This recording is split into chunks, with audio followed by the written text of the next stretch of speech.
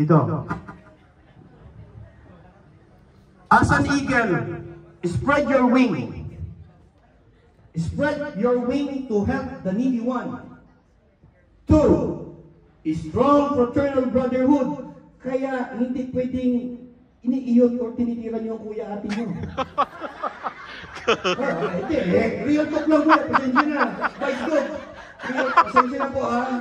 Nangyayari ka video to. Strong fraternal brotherhood po. Isulong po natin.